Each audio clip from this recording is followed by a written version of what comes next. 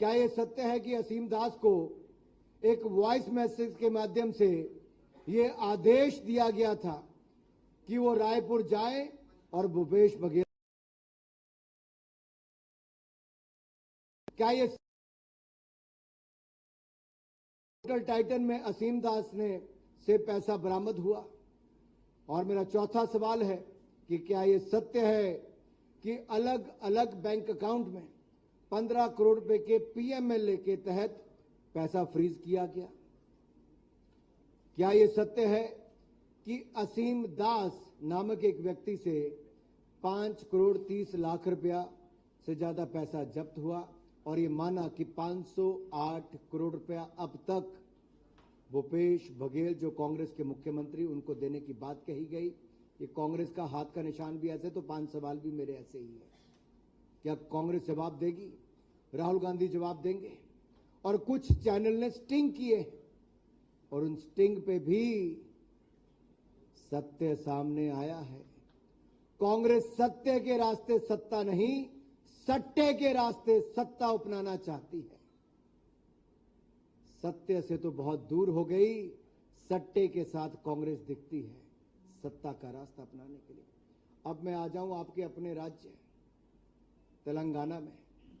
मित्रों, जब तेलंगाना का राज्य बना, भारतीय जनता पार्टी में उस समय सांसद था, मैंने पार्लियामेंट में देखा क्या क्या नजारे हुए, कांग्रेस ने क्या क्या ड्रामे रचे, सोनिया गांधी जी की भूमिका क्या थी। इसलिए कांग्रेस कभी सत्ता में यहां पर नहीं आ पाई तेलंगाना में। कांग्रेस चाहती नहीं थी कि तेलंगाना बने, कांग्रेस केवल ड्रामा रचना चाहती थी। लेकिन कितने लोगों की जान गई, जिसमें मेरे युवा भाइयों की जान गई है। उसका खून कांग्रेस के हाथ पर है, खूनी पंजा है कांग्रेस का, जो युवाओं ने जान दी तेलंगाना बनाने के लिए। लेकिन केसीआर से मेरा बड़ा सवाल यह है, आप पार्टी का नाम बदल सकते हो, बीआरएस कर सकते हो, लेकिन भ्रष्ट चेहरा अपना छिपा नहीं सकते। अपने परिवार के भ्रष्टाचार को केसीआर छिपा नहीं सकते हैं। यह युवाओं से किया गया वायदा कि 1 लाख रोजगार देंगे, अरे 10 साल बीत गए, ना रोजगार दिया, ना 3,000 रुपये महीना बेरोजगारी भत्ता दिया।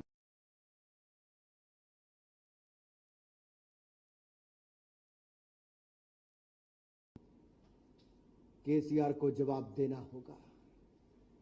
बेटी और बेटे को बचाने और अपनी भ्रष्टाचार को बचाते बचाते आप यहां तक पहुंच गए कि जब तेलंगाना में भी आपका पेट नहीं भरा तो अपने परिवार के सदस्य बेटी को दिल्ली भेज दिया शराब घोटाले में, जिनका नाम आता है कविता जी का। वहां के उप मुख्यमंत्री जेल चले गए, सांसद जेल चले गए, इनका नंबर भी आएगा। कोई बचेगा नहीं, जो जो शामिल है उनका एक एक करके नंबर आएगा। और इस घोटाले के किंगपिन केजरीवाल जी को सम्मन जा चुके हैं, नोटिस जा चुका है। और मैं कहना चाहता हूं, कालेश्वरम प्रोजेक्ट, बड़े सपने दिखाए थे केसीआर ने, लाख करोड़ रुपए से ज्यादा का प्रोजेक्ट। आप कल्पना कीजिए, 1 लाख करोड़ से ज्यादा का घोटाला। अरे किसानों ने क्या उम्मीद करके आपको वोट दिया था? सिंचाई से लेके पानी तक के लिए आपको क्या क्या नहीं मिला।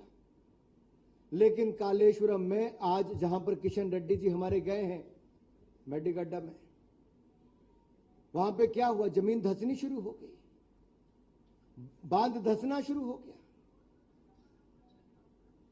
क्या पैसे की इतनी भूख थी केसीआर को, इनके अधिकारियों को, इनके नेताओं को, कि किसानों के लिए बनने वाला ये बांध, देश प्रदेश के लाखों परिवारों के लिए बांध, उसमें भी हजारों करोड़ रुपए की लूट हो गई। क्या केसीआर चुप रहेंगे कि जवाब देंगे? और नेशनल डैम सेफ्टी अथॉरिटी ने भी अपनी रिपोर्ट दे दी है और चौंकाने वाले शॉकिंग फैक्ट्स उसके माध्यम से बाहर आए, and that reveals a lot of things,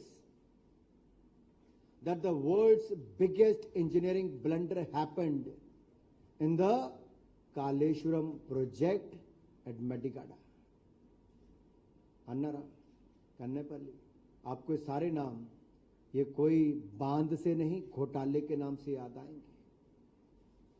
और एक घोटाले का किंग पिन कौन है मुझे नाम लेने की आवश्यकता नहीं, ये वो व्यक्ति है जो अपने फार्म हाउस में रहता है और तेलंगाना की सरकार